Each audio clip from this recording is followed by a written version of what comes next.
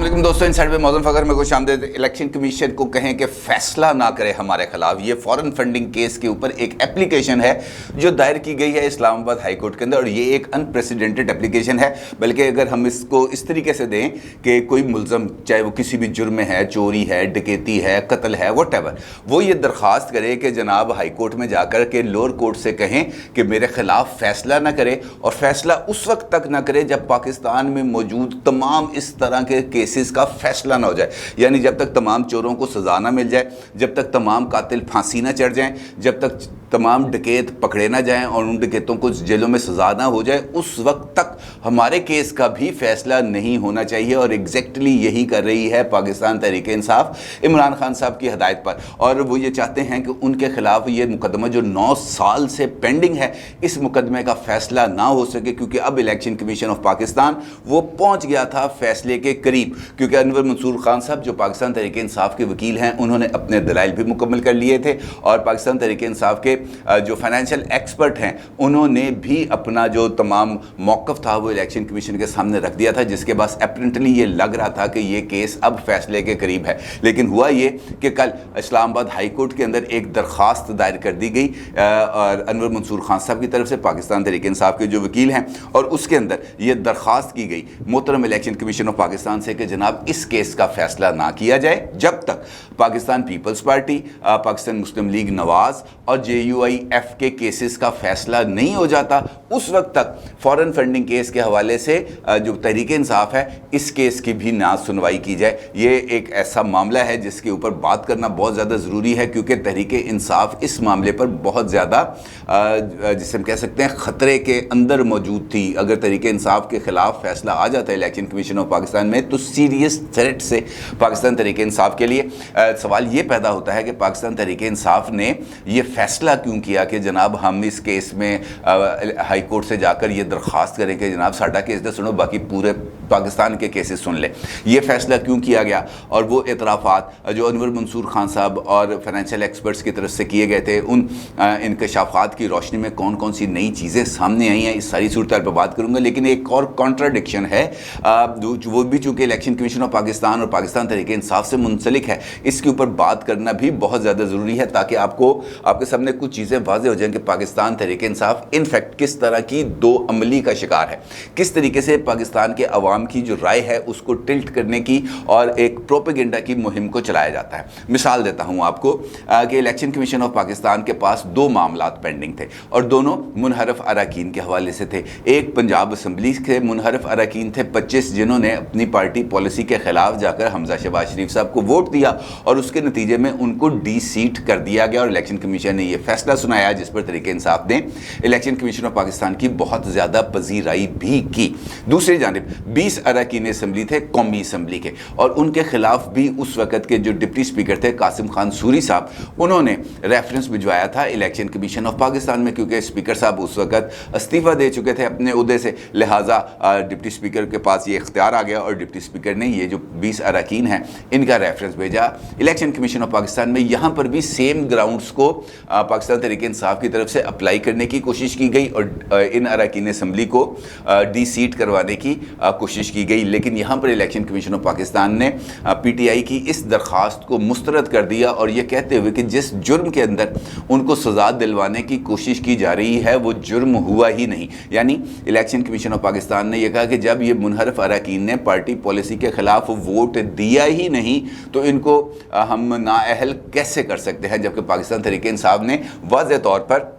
ये जो तहरीक अदम एतमाद के बाद जो कायदे ईवान के इंतखाब के लिए वोटिंग हो रही थी उसका बाइकआउट किया था, और पाकिस्तान तहरीक इंसाफ के किसी भी मेंबर ने वो इलेक्शन लड़ा ही नहीं। हाँ, अगर शाह महमूद कुरैशी साहब जिन्होंने ये इलेक्शन लड़ा था, लड़ने के लिए अपने कागज़ जमा कराए थे, वो इस इलेक्शन का बाइकआउट ना करते, और वो अपना जो है अपने मर्ज़ी के मुताबिक जो उनकी पार्टी स्टैंड थी वो वोट ले रहे होते, और ये 20 अरकान जाकर उनको वोट ना देते, तो फिर इनके ख़िलाफ़ पार्टी लाइन की खिलाफ वर्जी के खिलाफ कार्रवाई की जा सकती थी, और इसका कोई ना कोई जवाब बन सकता था। लेकिन ऐसा हुआ नहीं, और इस वजह से इन अरकान के खिलाफ जो कार्रवाई थी वो रोक दी गई। अब हुआ ये जो कॉन्ट्राडिक्शन जो मैं आपको बुनियादी तौर पर बताना चाहता हूँ कि साढ़े खिलाफ जो हम कह रहे हैं وہی ہونا چاہیے، اس کے علاوہ کوئی بھی فیصلہ ہمیں الیکشن کمیشن کا یا کسی بھی عدالت کا ہمیں قبول نہیں ہوگا۔ اب ہوا یہ کہ ایک درخواست دائر کرنے کا فیصلہ کیا گیا ہے سپریم کورٹ آف پاکستان میں، جس میں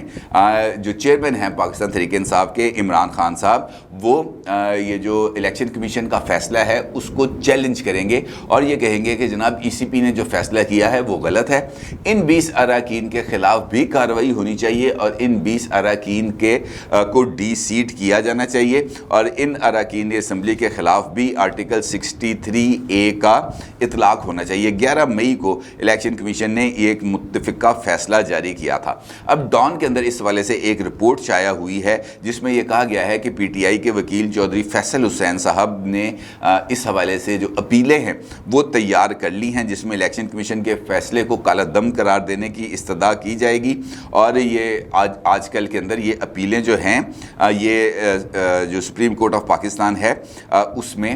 دائر کر دی جائے گی۔ اور اس بات کا بھی امکان ظاہر کیا گیا ہے ڈان کی رپورٹ میں کہ پارٹی ایک اضافی درخواست لا سکتی ہے کہ الیکشن کمیشن آف پاکستان نے یہ جو فیصلہ دیا ہے 20 منحرف اراکین قومی اسمبلی کے خلاف، اس کے فیصلے سے پہلے پاکستان تحریک انصاف کا موقف جو ہے وہ سنا ہی نہیں گیا تھا اور جو ریکارڈ پہ ہم شواہد لانا چاہتے تھے الیکشن کمیشن آف پاکستان نے وہ ہمیں موقع ہی نہیں دیا، ہم وہ ثبوت پیش ہی نہیں کر سکے، لہٰذا اس فیصلے کو کلا دم قرار دیا جائے۔ اور یہ ہے وہ کانٹرڈکشن بنیادی طور پر کہ ایک جانب ہم یہ کہتے ہیں کہ ہماری طرف سے جو کیسز ہیں ان کا فیصلہ فوری طور پر کیا جائے کیونکہ اس کے نتیجے میں ہم اپنے پولیٹیکل نیریٹو کو لے کر آگے بڑھ سکتے ہیں، اپنے پولیٹیکل نیریٹو کی آبیاری کر سکتے ہیں، لیکن دوسری جانب اگر ہمارے فیصلے سے یا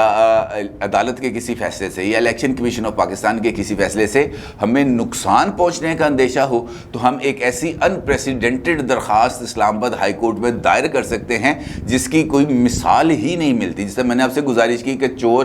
کسی کو چوری کا ملزم ہے وہ پکڑا جاتا ہے اور اس کو جب یہ اندازہ ہوتا ہے کہ فلاں تاریخ کو میرے خلاف فیصلہ آنے والا ہے تو وہ درخواست اٹھائے اور جا کے ہائی کورٹ میں پہنچ جائے اور کہے جناب عدالت کو روکا جائے، میرے خلاف فیصلہ نہ کیا جائے، اور اس کی جو پلی لے وہ یہ لے کہ جناب اس وقت پاکستان کے اندر ہزاروں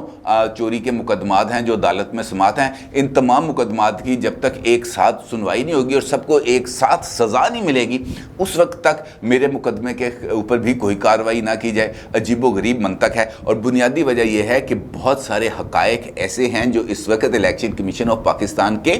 سامنے آ گئے ہیں جہاں پر یہ بات ثابت ہوتی ہے کہ پاکستان تحریک انصاف نے جو قواعد ہے اس حوالے سے فنڈنگ کے حوالے سے ان قواعد کی صریحاً خلاف ورزی کی، کیونکہ اگر ایسا نہ ہوتا تو انور منصور خان صاحب آن ریکارڈ یہ بات نہ کرتے الیکشن کمیشن آف پاکستان میں کہ جناب اگر الیکشن کمیشن کو شک ہے کہ ہم نے ممنوعہ فنڈنگ لی ہے تو وہ جو پیسے الیکشن کمیشن آف پاکستان سمجھتی ہے کہ یہ ممنوعہ فنڈنگ کے زمرے میں آتے ہیں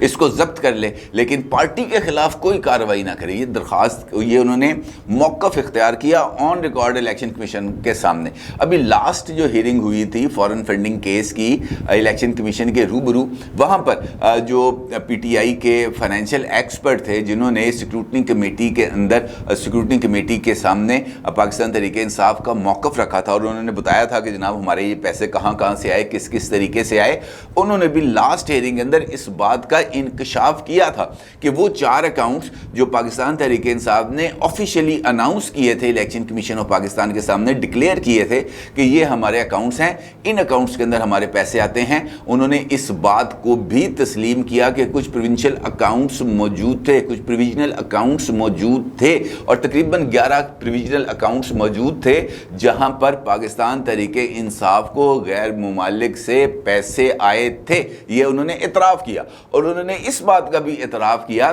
کہ ان اکاؤنٹس میں یہ جو 11 اکاؤنٹس ہیں جو پیسے آئے وہ مرکزی اکاؤنٹس کے اندر نہ ٹرانسفر کیے گئے اور نہ ہی ان کا کسی جگہ پر کوئی کھاتا ہے کہ یہ پیسے آئے تھے تو یہ پیسے نکلوائے کس نے، یہ پیسے خرچ کہاں پہ ہوئے، یہ پیسے کس کی جیب میں آئے، یہ پیسے جو ہے وہ کہاں کہاں سے ملے، اس قسم کی کوئی ڈیٹیلز ہمارے پاس موجود نہیں ہے۔ تو پھر سوال یہ پوچھنا بنتا تھا الیکشن کمیشن کا، اور الیکشن کمیشن نے پوچھا کہ بھائی بھائی کم از کم آپ ہمیں یہ بتا دیں کہ یہ جو پیسے آئے ہیں ان کی مالیت کتنی ہے اور یہ پیسے کس کی جیب میں گئے ہیں، کیونکہ اگر یہ معاملہ ہوا تو پھر یہ صریحاً چوری کا معاملہ ہے کہ پارٹی کے نام پر پیسے آئیں اور پارٹی کے مرکزی جو فنڈز ہیں اس کے اندر وہ شامل نہ ہوں، تو جس نے بھی یہ پیسے ان اکاؤنٹ سے نکالے ہیں یقینی طور پر انہوں نے یہ چوری کی ہے۔ اور دلچسپ بات یہ ہے کہ یہ جو 11 اکاؤنٹس جس کا ذکر جس کا اعتراف کیا ہے پی ٹی آئی کے فائنینشیل ایکسپرٹس نے، وہ تمام کے تمام اکاؤنٹس پی ٹی آئی کی جو مین قیادت ہے وہ آپریٹ کرتی تھی، جس میں ان کے فائنانس سیکٹری تھے، اس کے اندر سابق سپیکر اسد کیسر تھے، اس کے اندر شفقت محمود صاحب تھے، اس کے اندر عامر کیانی صاحب تھے، اور خود عمران خان صاحب بھی کچھ اکاؤنٹس کو آپریٹ کرتے رہے ہیں۔ نہ صرف یہ بلکہ ان اکاؤنٹس کے ساتھ ساتھ جو پی ٹی آئی کے جو دفتر کے اندر کام کرنے والے ہیں، مالی ہے، چپڑاسی ہے، کلرک ہے، آفس اسسٹنٹ ہے، ان کے پرسنل اکاؤنٹس میں بھی پیسے آنے کا انکشاف ہوا۔ تو ایسی صورت کے اندر آپ مجھے خود بتائیں کہ کارروائی بنتی تھی یا نہیں بنتی تھی، اور یہ حقائق سامنے آنے کے بعد کیا الیکشن کمیشن آف پاکستان کے پاس یہ جواز موجود نہیں ہے کہ وہ پاکستان تحریک انصاف کے خلاف کسی قسم کی کارروائی کر سکے؟ اور جب ان کو اس بات کا اندازہ ہوا کہ 10 جون کے لگ بھگ جو الیکشن کمیشن آف پاکستان ہے یہ اپنا فیصلہ سنانے جا رہی ہے یا کم از کم فیصلہ محفوظ کرنے جا رہی ہے، تو الیکشن کمیشن کو اس اقدام سے روکنے کے لیے باضابطہ طور پر ایک درخواست ہے جو دائر کر دی گئی ہے اسلام آباد ہائی کورٹ میں، اور اس کے اندر جو پلی لی گئی ہے انور منصور خان صاحب کی طرف سے، ان کا یہ کہنا ہے کہ الیکشن کمیشن تحریک انصاف کے ساتھ جانبداری کا مظاہرہ کر رہا ہے اور ہماری دستاویزات کو اٹھا کر پوری دنیا کو دے دی گئی، یعنی وہ تمام بینکنگ ڈیٹیلز جو سیکیورٹی کمیٹی نے بنائی تھی جس کے 8 والیومز تھے، وہ یقینی طور پر اگر الیکشن کمیشن کے پاس موجود ہیں تو وہ بندہ اکبر ایس بابر جس نے یہ درخواست دائر کی تھی، جس نے یہ سارا پینڈورا باکس لے کے گیا تھا، جو یہ سارا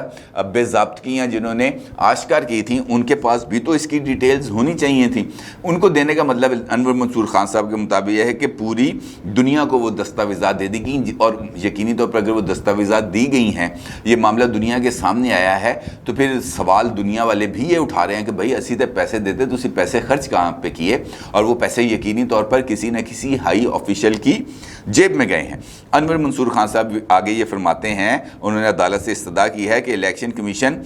آج کل میں ہی جلدی میں فیصلہ کر دے گا، لہٰذا الیکشن کمیشن کو جلد فیصلہ سنانے سے روکا جائے، یعنی انہوں نے کہا کہ یہ الیکشن کمیشن کو کہا جائے کہ بھائی آپ نے فوری اس کیس کا فیصلہ نہیں کرنا، اس کو روکیں، اور اس درخواست پر جو متفرق درخواست پر اسلام آباد ہائی کورٹ نے نوٹسز جاری کرتے ہوئے اسے انٹرا کورٹ اپیل کے ساتھ سماعت کے لیے مقرر کر دیا ہے، اور اب جمعرات کو اس کی سماعت ہوگی۔ جو اسلام آباد ہائی کورٹ کے چیف جسٹس ہیں مسٹر جسٹس عطر من اللہ صاحب، ان کی سربراہی میں 2 رکنی بینچ نے اس پی ٹی آئی کی جو متفرق درخواست ہے اس کی سماعت کی تھی، اور ان کا یہ کہنا ہے کہ جناب اس کو دونوں درخواستوں کو اب ہم ایک ساتھ سنیں گے، یعنی اس کا بھی ہم نے فیصلہ کرنا ہے کہ ان درخواستوں کا مستقبل کیا ہوگا۔ اب جو سوال پیدا ہوتا ہے وہ یہی ہے کہ اگر ایک فیصلہ آپ کے خلاف آتا ہے الیکشن کمیشن آف پاکستان سے تو آپ اس کو رکوانے کے لیے چلے جاتے ہیں اسلام آباد ہائی کورٹ میں، اور سپریم کورٹ آف پاکستان میں۔ ابھی دوسرا فیصلہ آپ کو آنے کی امید ہے کہ یار یہ فیصلہ میرے خلاف آ سکتا ہے، کیونکہ یہ اگر ان کو اس بات کا یقین ہوتا کہ یہ فیصلہ ہمارے حق میں ہی آنا ہے تو ان کو کیا ضرورت تھی کہ یہ پہلے ہی پہنچ جاتے اسلام آباد ہائی کورٹ میں کہ جناب یہ آپ نے اس عدالت کو منع کرے کہ ہمارے خلاف کارروائی نہ کرے۔ اس کا مطلب یہ ہے کہ ان کو اس پروسیڈنگز کے ذریعے اس بات کا اندازہ ہوا ہے کہ یار ہمارے گرد کوئی گھیرا تنگ ہو سکتا ہے، کچھ فیصلہ ہمارے خلاف آ سکتا ہے، اور الیکشن ایکٹ کے تحت اب چونکہ میں آپ کو یہاں پہ ایک اور بات بھی بتاؤں کہ الیکشن کمیشن آف پاکستان نے یہ جو فورن فنڈنگ کیس ہے اس کا کیس کا ٹائٹل کو تبدیل کر دیا ہے۔ اب اس کا ٹائٹل فورن فنڈنگ کیس نہیں ہے بلکہ اس کا ٹائٹل انہوں نے رکھ دیا ہے violation of political parties act, یعنی آپ نے اس کیس کے ذریعے پولیٹیکل پارٹیز جو ایکٹ ہے اس کی خلاف ورزی کی ہے، اور کسی بھی پولیٹیکل پارٹی، اس کی وجہ یہ ہے کہ کسی بھی پولیٹیکل پارٹی کو اس بات کی اجازت نہیں ہے کہ وہ غیر ممالک سے، اور غیر ممالک میں سے بھی غیر ملکیوں سے، یعنی وہ پاکستانی سے پیسے تو آپ لے سکتے ہیں لیکن کسی یہودی سے پیسے نہیں لے سکتے، کسی ہندو سے پیسے نہیں لے سکتے، کسی سکھ سے پیسے نہیں لے سکتے، اور وہ والے بھی خاص طور پر جو جن کے پاس پاکستانی شہریت نہیں ہے، اور وہ تمام کے تمام پیسے ممنوعہ فنڈنگ کے زمرے میں آتے ہیں، اور اس کی دو سزائیں ہیں۔ ایک کہ اگر صرف فنڈنگ کا معاملہ ہو تو وہ پیسے ضبط کیے جا سکتے ہیں، اور اس کے ساتھ ساتھ اگر یہ وائلیشن کا معاملہ ہو تو اس پولیٹیکل پارٹی کو ڈیزالو کیا جا سکتا ہے، ختم کیا جا سکتا ہے، اور الیکشن کمیشن اگر یہ فیصلہ دے دیتی ہے کہ پاکستان تحریک انصاف نے فارن فنڈنگ لے کر انفیکٹ اس ایکٹ کی خلاف ورزی کی ہے، تو پاکستان تحریک انصاف الیکشن کمیشن کے فیصلے کے مطابق وہ جو پولیٹیکل پارٹیز کی فہرست ہے اس میں سے خارج ہو جائے گی، اور پاکستان تحریک انصاف نام کی کوئی جماعت ایسے ہو جائے گا جیسے پاکستان تحریک انصاف نام کی کوئی جماعت مارز وجود میں تھی ہی نہیں، موجود ہی نہیں تھی۔ اور اس کے بعد جو پاکستان تحریک انصاف کے چیئرمین ہیں ان کے خلاف بھی کارروائی ہو سکتی ہے، اور خاص طور پر یہ جو چیزیں سامنے آئیں کہ جناب پیسے آئے 11 اکاؤنٹس میں اور اس کے بعد کسی کو نہیں پتا وہ پیسے کہاں پہ چلے گئے، تو بطور چیئرمین پاکستان تحریک انصاف عمران خان صاحب کے خلاف کارروائی ہو سکتی ہے، مبینہ طور پر چوری کے جو FIR ہے وہ درج کی جا سکتی ہے، اور ایسی صورت میں عمران خان صاحب کے لیے بھی جو کانسیکوینسز ہیں وہ بہت زیادہ سخت ہو سکتے ہیں۔ اب دیکھنا یہ ہے کہ اسلام آباد ہائی کورٹ اب کیا فیصلہ کرتی ہے، کیا وہ واقعتاً الیکشن کمیشن کو کہہ دے گی نہ تسی فیصلہ نہیں کرنا، اور اس وقت تک نہیں کرنا جب تک باقی سارے کا فیصلہ نہیں ہو جاتا، اور اگر ایسا فیصلہ آتا ہے تو پھر یقینی طور پر یہ ایک مذاق ہی ہوگا، کیونکہ اس سے بڑا اور کوئی مذاق ہو نہیں سکتا کہ چور یہ کہے کہ جناب میری چوری اس وقت تک اس کا فیصلہ نہیں آئے گا جب تک سارے چوروں کو ہم جیل میں نہیں ڈالیں گے۔ یہ ایک ایسی روایت پڑ جائے گی جس کے بعد ہمارا جوڈیشل سسٹم بالکل ہی بیٹھ جائے گا، اس کی کریڈیبلٹی پہ بہت زیادہ سوال اٹھتا ہے۔ دیکھیں گے کہ اب اسلام آباد ہائی کورٹ جمعرات کو اس پر کیا فیصلہ دیتا ہے۔ اپنی رائے کا ضرور اظہار کیجیے گا۔ آپ کو بہت شکریہ۔ اللہ حافظ۔